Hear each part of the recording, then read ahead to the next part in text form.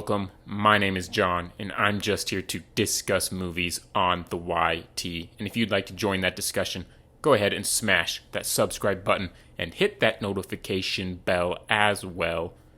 And today, I'm continuing my Zack Snyder review series leading up to the release of the Snyder Cut. And today we're talking about a movie I've actually never seen before doing this review series, the only Zack Snyder movie that I hadn't seen. And part of that's just because it's not necessarily within my genre, with the exception of the Dark Crystal franchise. For some reason, I love both the Dark Crystal movie and Age of Resistance, but outside of that, this isn't really the type of movie I gravitate towards. And my thoughts are fairly straightforward, so this should be a fairly quick review. But nonetheless, let's get started. So in Legend of the Guardians, the Owls of Ga'Hoole, these, I guess, baby or child owls get kidnapped and taken basically to owl Nazis. One of them escapes. One of them basically kind of gets taught the ways of these not the pure owls.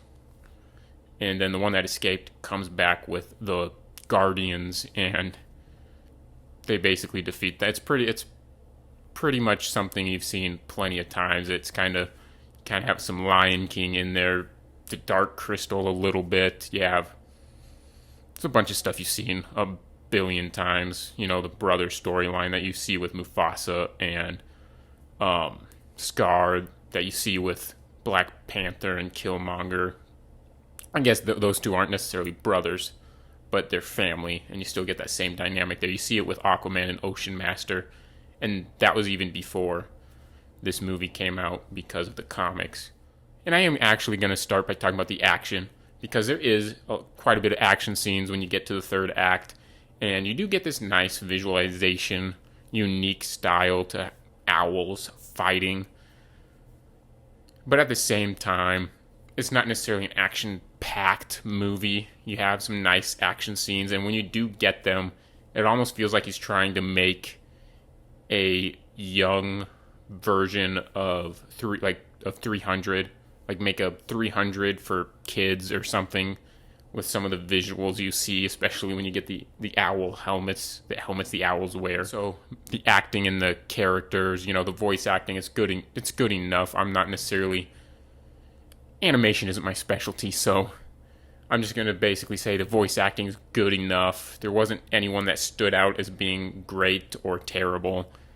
But the characters, they're good characters. You get some nice development in there. They're good characters, but at the same time, they're characters we've seen before in other movies.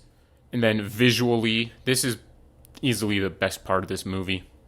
But at the same time, I still don't think it's nearly as visually compelling as pretty much any other Zack Snyder movie.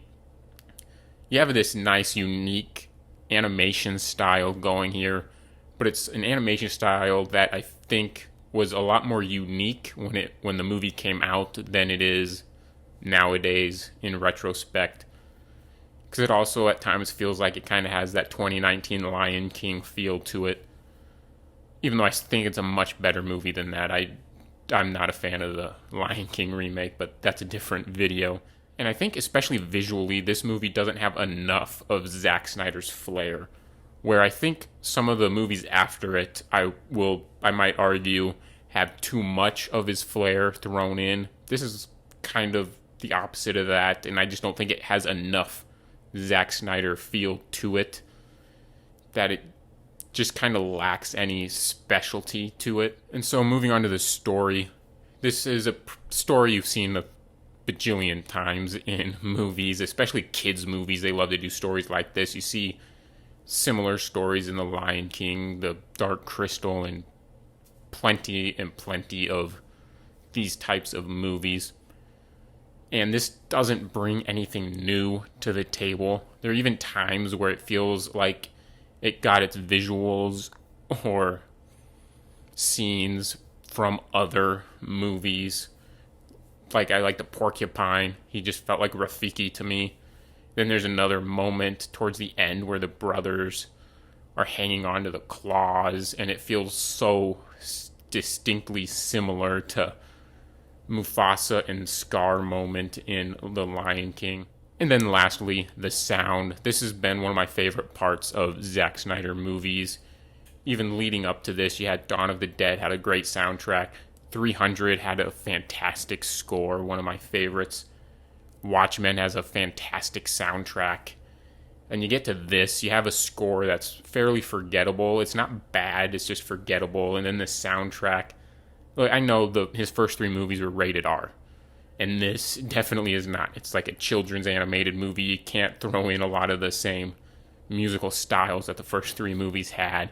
I think that's kind of, I don't know, it's something that I feel like hurts the movie, is because it just feels like the songs they do throw in that are not the score, they just feel like generic animated movie pop songs. And so overall, I do think Legend of the Guardians is a well-made, slickly produced children's animated movie that's based off of a novel or short story or something. But at the same time, it's also a story you've seen done plenty of times in plenty of movies, and you've seen it done better.